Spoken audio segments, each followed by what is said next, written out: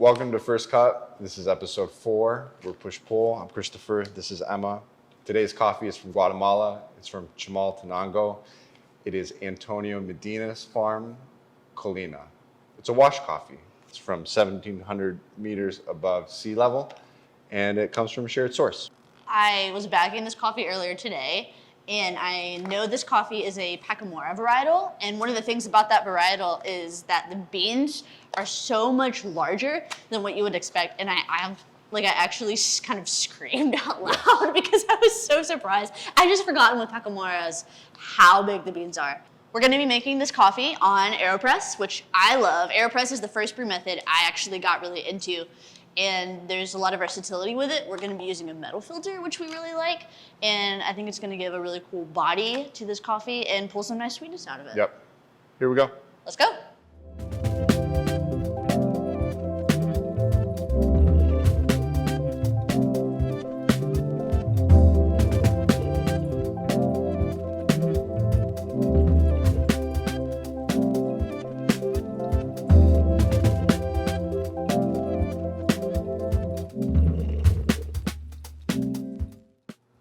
Guatemalan Antonio Medina Pacamora washed from shared source. Cheers. On the AeroPress. Sam.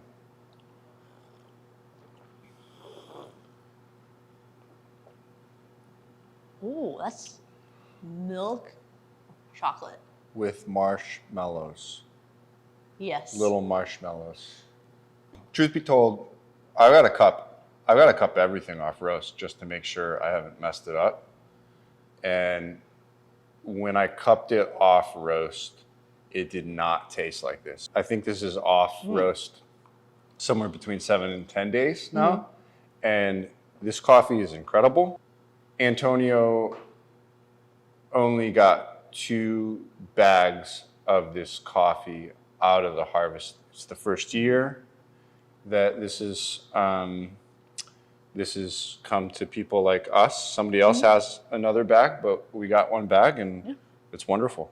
I love the versatility of the AeroPress, but what I did for this particular coffee was I did 20 grams of coffee, ground it on a medium fine, a little bit more towards the fine setting.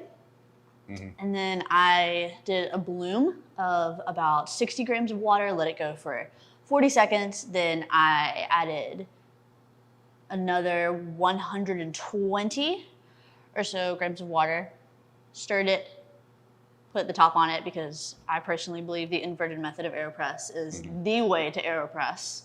Not the only way. Not the only way, but the way. My favorite way. And then I put the lid on it and let it sit for about another minute. And then flipped it over very carefully, plunged it, and then did a post-fill of 60 grams of water. I really like the lightness of the AeroPress. And especially with this coffee, it makes that milk chocolate, the creaminess. The metal filter is underrated for the AeroPress. It is my preferred way of having an AeroPress. It, I feel like, opens the coffee a little bit more. It doesn't necessarily taste like an AeroPress. No, it doesn't. It tastes more like a pour over. First Cup, episode 4. Yes. This was wild. Let us know if you taste marshmallows and chocolate.